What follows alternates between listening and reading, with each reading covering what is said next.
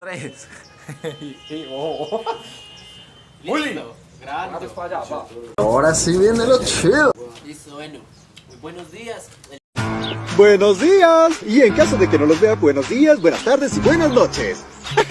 El día de hoy vamos a realizar un podcast acerca de la actividad académica Seminario 3, dada por el profesor Omar. Entonces, voy a presentar a mis compañeros a continuación. Entonces, Julián, Alejandro Ríos, Juan Manuel, Juan Carlos y Jorge Zuluaga. Entonces, pues como ya lo dije, es una actividad académica. Bueno, muchachos, entonces, pues, ¿cómo van? ¿Todo bien? Sí, bueno. Listo, bueno. Excelente. Entonces vamos a arrancar. Yo tengo una pregunta acerca de justamente de la actividad académica.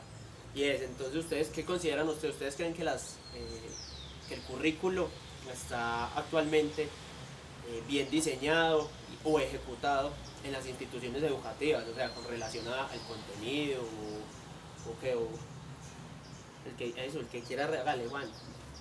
Bueno, yo pienso, en mi perspectiva, después de uno analizar toda la literatura y todos los contenidos acá en la universidad, yo pienso que sí está bien diseñado, aunque sí considero que debe ser prioridad, yo creo que una inclusión más marcada con respecto a la familia de los estudiantes, porque según las experiencias que hemos tenido y por la problemática generalizada de la educación física, con ese tabú que tiene de que es simplemente coger un balón y ya, que el maestro simplemente en las cátedras de educación física lo único que enseña es a patear un balón o a jugar.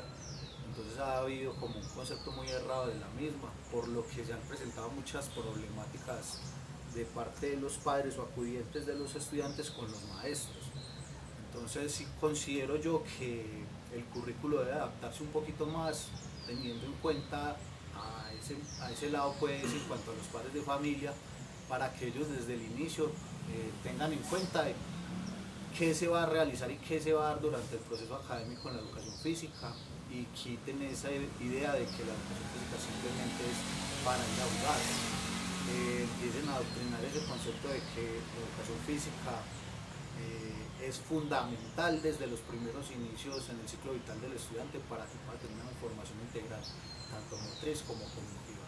Ese es mi punto de vista. Pero, Sí, coincido con Juan Manuel, sobre todo en que está bien diseñado, pero no considero que esté bien ejecutado debido a que muchas veces se plantean cosas ideales en un plan educativo o en un currículum, pero a la hora de ejecutarse se ejecuta lo mismo de siempre. Entonces, generalmente lo que se hace es que se repite el mismo proceso y no hay como una especie de evolución o no una especie de transformación de la educación. Entonces considero yo que el currículum está bien diseñado, pero nosotros como profesores tenemos la capacidad y las herramientas para hacer que ese currículo sea realmente interesante y realmente sea productivo. Pensar correcto es lo que hago. Pues a ver, yo qué puedo opinar bueno, al respecto, y es que estoy de acuerdo en ambas partes, pero yo sigo pensando que todo es muy lindo cuando se hace, pero no cuando se pone en práctica. O sea, yo siento que hay aún agujes vacías en las que se volvió tan monótono algo que dejó de cambiar y dejó de evolucionar y siguió con un prospecto pasado. O sea, siguió con unas temáticas pasadas, y hay en ocasiones algunos currículos, sean de la educación física o en otras áreas singulares de alguna asignatura, que se sigue un proceso pero de muchos años atrás. O sea, no hay un auge nuevo, no hay un proceso nuevo que uno diga ha cambiado mediante el cambio del ambiente. Obviamente es muy lindo el currículo que nos ofrecen varias instituciones, pero sigo diciendo que cuando se ponen en práctica sigue habiendo un error y un espacio vacío. Agregándole a lo que dijo Juan Carlos, de que además de que el currículo sea productivo e interesante, le agregaría que sea, o sea, que lo podamos adaptar al contexto, ya que es una de las razones por las que hemos venido hablando de que la inteligencia artificial no nos va a poder reemplazar a nosotros, aunque tenga muchas características y muchas cosas muy interesantes y muy avanzadas. Hay aspectos tales como el ser capaz de adaptar las cosas a las necesidades que tienen los estudiantes, dependiendo del lugar, dependiendo de dónde estén ubicados, qué necesidades tienen ellos, dependiendo de lo que ellos realizan diariamente. ahí está la clave, junto con eso de que sea interesante y verdaderamente sea aplicable a los estudiantes.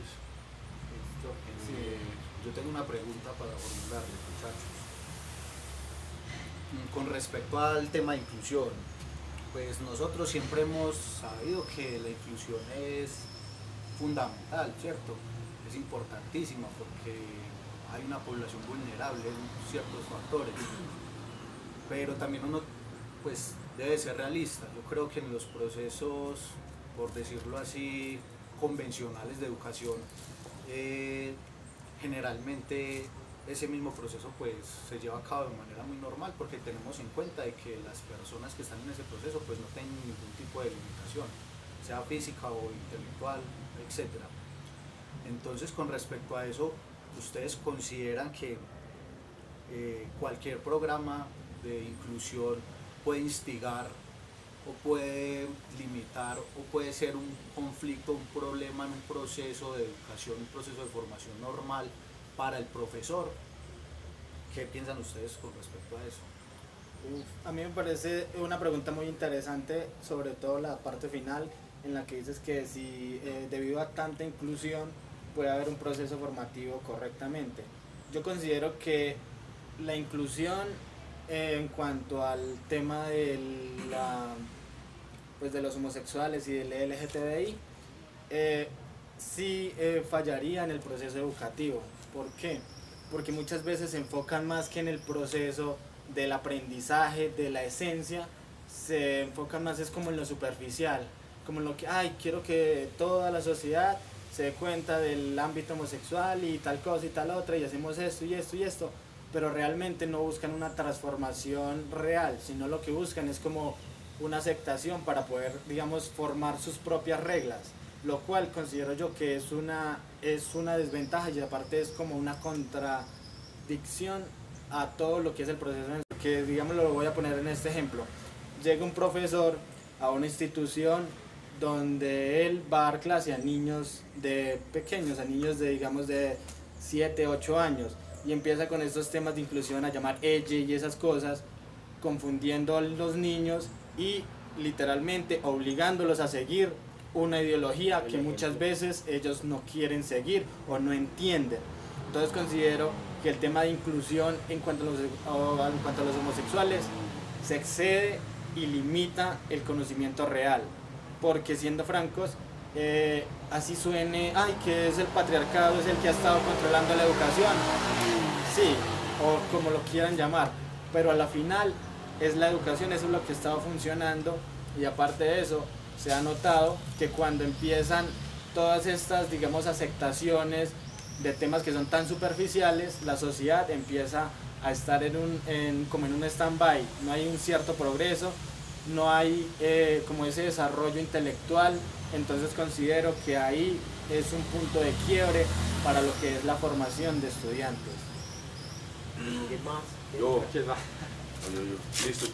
Yo en este caso voy a hablar más que todo sobre el caso de las discapacidades, porque precisamente el día de ayer iba pasando por la cancha de mi vereda y estaban haciendo educación física a los chicos del colegio donde yo pienso hacer mi práctica pedagógica. Y ocurrió una situación muy particular. Estaban los niños, todos, excepto uno, un niño que estaba en silla de ruedas, todos estaban en la cancha del fondo, con balones, gritando, jugando y con el profesor incluso allá. Y en la cancha del lado de acá, bastante apartado, estaba solo el niño en la silla de ruedas, haciendo nada, sin ningún objeto, y se le notaba en la cara, o sea, yo lo pude ver muy poco porque yo iba pasando, pero en la cara se le notaba que estaba inconforme, estaba triste, y eso de una me tocó y me puso a pensar en la clase anterior cuando el profesor Guay nos habló de cómo deberíamos trabajar las clases para poder incluir a los estudiantes independientemente de la condición que tuvieran, si están en silla de ruedas, si tienen otra discapacidad, Y se marchó. algún trastorno cognitivo. Entonces me llamó mucho la atención eso y me dio muchas ganas de ir próximamente al colegio a indagar más sobre ese tema, conocer sobre ese niño, cuál es su problemática, en qué grado está, porque aspiro que en 1 año y medio yo vaya a hacer la práctica allá y verdaderamente quiero poderle aportar la mayor cantidad de conocimiento y de herramientas para que él pueda desenvolverse de la manera más propia. Pues, a ver, respecto a eso, yo siento que sí y sí. O sea, yo siento que Marica, se está comenzando a ver como la inclusión, como meter una ideología que me parece a veces absurda, la de, un ejemplo, lo que dice mi compañero Juanca, de un elle, de un esto, aquello, tin. Y estamos dejando de lado cosas que realmente sí son importantes, como es una discapacidad física. O sea, tenemos que tener inclusión en ese aspecto con los infantes, no tener inclusión con una persona que simplemente se siente identificada con cualquier otra estupidez. Me parece estúpido eso, que se obligue a una inclusión forzada, mientras que inclusiones que sí deberían estar incluidas se dejan de lado. Es lo que decía mi compañero, a ese docente supongo yo que le enseñaron a decir que a estas personas se les tiene que decir cómo se sienten, pero no se le enseñó cómo tiene que tratar con un infante que está en silla de ruedas, que tiene una verdadera discapacidad y que tiene algo que le afecta. Entonces me parece que hoy en día es muy estúpido que personas nos obliguen a decir distintos pronombres y dejar de lado personas que realmente no nos dicen nada, pero tenemos que estar con ellas, que vendrán siendo discapacidades cognitivas, físicas, mentales o cosas de ese estilo. Yo estoy muy de acuerdo con lo que dice Alejo ahí, pero también quiero añadir que a mí me parece importante, y yo creo que en eso estamos de acuerdo todos, en el rol que tiene el docente, porque digamos, uno está aquí y listo, en la universidad le enseñan y le dan herramientas para ir allá y ejecutar un plan clase o algo así, pero uno cuando está en la institución ve que las cosas son totalmente diferentes, que fue parte de lo que trabajamos también en el semestre, ¿cierto? Al ir a hacerle las preguntas a los asesores, a los estudiantes, donde muchos de ellos nos decían, no, es que uno sale de aquí con muchas ganas de cambiar el mundo, pero cuando uno sale allá uno se estrella fuerte con la realidad, en el sentido en el que hay instituciones que no cuentan, incluso Juan Carlos lo dijo ahorita, con rampas o cosas así, y son cosas que por ley deben estar establecidas en una institución, solo que el docente, por no ir más allá, por no ser como ese agente político, esa gente que quiere cambiar la situación, simplemente, no, pues no hay rampas, no, pues listo, toca así, y pilla. Entonces también como esa función que cumple el rol del docente, y no solo el de educación física, sino toda la comunidad educativa, incluso la comunidad de su alrededor, porque si yo como profesor gestiono una rampa o unos letreros en braille, lo puedo hacer, pero es muy difícil cuando el profesor llega a la institución y, listo, aquí no hay nada, pues nada, entonces, y solo se limita a ir a dar las clases y ya, porque es solo para lo que está, y así no debe ser. No, y tiene toda la razón. Yo les voy a hacer una pregunta. ¿Ustedes qué opinan acerca del apoyo que hay en las instituciones hacia los docentes que buscan un cambio? Es complejo, a mí me parece muy complejo porque hay instituciones que, como yo le decía, que tienen su política, ¿cierto? Y hay profesores que llegan con mucho deseo de generar un cambio, y por lo general uno ve, o yo he escuchado pues situaciones en las que ese profesor que va a ir a hacer ese cambio le ponen muchas trabas, o sea, muchos baches en el que, un momentico, que es que así no funciona acá, o el profesor dice, no, es que a mí me gustaría darles otro deporte, digamos atletismo de pista, pero no cuenta con las instalaciones suficientes, entonces el profesor dice, no, me los voy a llevar para el estadio 2 veces al mes, pero entonces la institución dice, no, pero es que tiene que el permiso, que los viáticos, que el bus, eso, que el seguro, entonces le empiezan a poner que son cosas que se requieren, claro, porque uno no puede sacar a los estudiantes así como así, pero debe tener uno más apoyo de la institución, que el rector le diga, listo, me parece perfecto, hágale, yo le ayudo a gestionar el bus, todas esas cosas, pero hay muchos rectores o líderes de la comunidad educativa que le dicen al profe, listo, muy bacano, y ya, me da un golpecito en la espalda y mire usted cómo resuelve, y así no debe ser todo el trabajo en comunidad. Sí, yo estoy muy de acuerdo con lo que dice Jorge, porque eso ocurre generalmente, yo lo veo en la mayoría de instituciones, ya sea de educación superior o de educación escolar, sí, no sé cómo se dice, porque muchas veces llega una persona con una buena idea, pero el problema es que las otras personas no ven la buena idea, sino que ven trabajo. Entonces, en vez de ayudar a gestionar la buena idea, lo que hacen es ponerle como trabas para que no se desarrolle, o le ponen como trabas para evitarse ese trabajo. Cuando yo creo o pienso más bien que nosotros como docentes y bueno, en general la comunidad educativa tiene la obligación de apoyar y de ayudar a gestionar cosas que ayuden realmente a cambiar la educación, cosas que realmente aporten al desarrollo, porque ya lo hemos hablado muchas veces en clase y lo mencionaba el compañero Alejo, el compañero Juan Manuel hace un rato. Se tiene el concepto de que la educación física es solo salir a la cancha, jugar y patear un balón, pero cuando los profesores queremos hacer el cambio de mostrarle a los padres que la educación física no es solo fútbol, sino que es motricidad, que es biomecánica, que es salud, que son mucha variedad de deportes, que son actividades de expresión corporal, ahí nos limitan. Entonces pienso yo que muchas veces las mismas instituciones son las encargadas de dejar todo en una línea, o sea, de no permitir un cambio. Y ahí es donde realmente se necesita un proceso y un trabajo conjunto de lo que es todo el sistema de docentes. Julio, ¿va a decir algo? Sí, lo voy a complementar un poco lo que dijo Juan Carlos, o sea, la parte que él decía de que sabemos trabajar en conjunto y que hay instituciones en las que verdaderamente, aunque queramos hacer algo, muchas veces se ponen muchas trabas. Pienso que también lo vería desde dos perspectivas. Una, que depende también gran parte de nosotros de intentarle vender la idea de la mejor manera, tanto a los compañeros docentes como a los directivos, de lo que él mencionaba, o sea, la verdadera trascendencia que tiene la educación física, más allá del momento en el que están los estudiantes pateando el balón, practicando algún deporte, sino la trascendencia que tiene eso, tanto en el hogar de los estudiantes, en la comunidad y en el resto de clases, porque sabemos que los estudiantes que están en la clase de educación física cambian de ambiente, su estado mental mejora, están más felices, más dispuestos para otro tipo de asignaturas. Entonces pienso que uno sería nosotros verdaderamente prepararnos y poderles vender la idea de la mejor manera para que ellos puedan sumarse a eso, o lo que nos mencionaron. Listo, y la segunda sería, como nos han venido mencionando los maestros, es que si la institución no presta o no brinda las suficientes garantías, pues lastimosamente y con mucho dolor tendríamos que tomar la decisión de cambiar de institución, porque si la institución no está alineada con los principios que nosotros tenemos y sentimos que nos están limitando y ahorcando con lo que verdaderamente queremos conseguir, esa sería la última decisión. Ya si lo primero que es intentar mediar y generar ese cambio con la ayuda de los demás no se puede hacer, tocaría la última opción. Sí, muy bien, compañeros.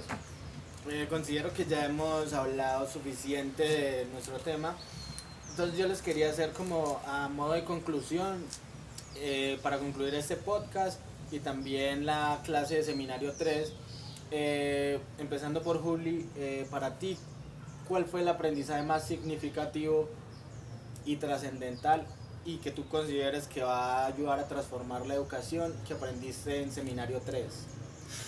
Bueno, fueron bastantes, pero el principal, o sea, y más con lo que me pasó ayer, fue el aspecto de la inclusión, porque es algo que no lo había tomado desde esa perspectiva tan profunda de cómo debería abordarlo, porque antes siempre se me venía a la mente inclusión.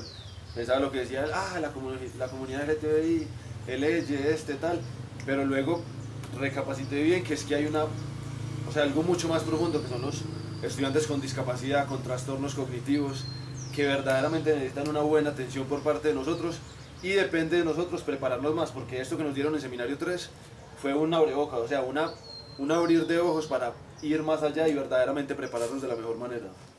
Pues, marica, la verdad, estoy totalmente de acuerdo. Mi mayor aprendizaje fue la inclusión. O sea, yo siento que aparte de varios aspectos que nos dio el profesor y aparte de varias metodologías, teorías, significados que nos hizo entender, lo que más me llamó la atención fue la inclusión, algo que está muy alejado de lo que tenemos que tener en cuenta el día de hoy. La verdad, la inclusión siento que es fundamental para cualquier estudio, dejándole del lado el currículo, porque la inclusión varía demasiado y si la inclusión varía, el currículo automáticamente varía. O sea, la inclusión hace que todo funcione, es como el eje central. Si el currículo dice que tengo que hacer esta clase, pero mi escenario es otro, lo tengo que cambiar. O sea, yo siento que la inclusión es la matriz de todo, es lo que realmente gestiona todo el proceso educativo. Sí, claro, no hay que tener en cuenta el tema de la inclusión. Por mi parte, O sea, si bien el tema de la inclusión, claro, es muy interesante, yo creo que a mí lo que más me como que resonó ahí en la cabeza fue el tema de acercarnos a los docentes, a los asesores y preguntarles por como el tema con las instituciones, cuando ellos hicieron prácticas o cómo evalúan, todo eso me pareció bastante interesante. ¿Por qué? Porque si bien nosotros vamos a acercarnos a ese campo, es muy complejo y todos hemos hecho prácticas, uno va a hacer una práctica 1 o 2 horitas y listo, y digámoslo así entre comillas se desentiende, pero de aquí para adelante el proceso es permanente. Entonces yo voy a estar en la institución y no voy a estar 2 horas nomás, no, voy a estar toda la jornada y más el tiempo de la ayudantía.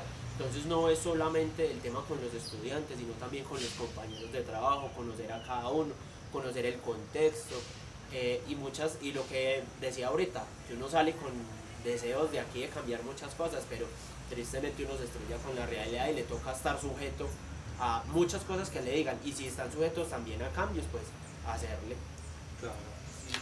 En lo personal considero que para mí lo más importante y como la enseñanza o la esencia que me quedó del seminario 3 es como, por decirlo de una forma, untarse de la realidad.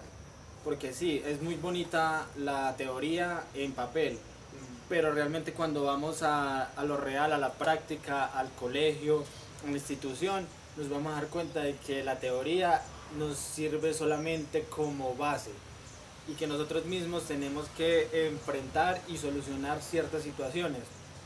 Obviamente hay muchos elementos que uno aprende que nos ayudan, pero como lo mencionaba Julián hace un rato, lo importante del aprendizaje no es solo que sea un aprendizaje como tal, sino que sea un aprendizaje manejable y que se pueda adaptar a diferentes contextos.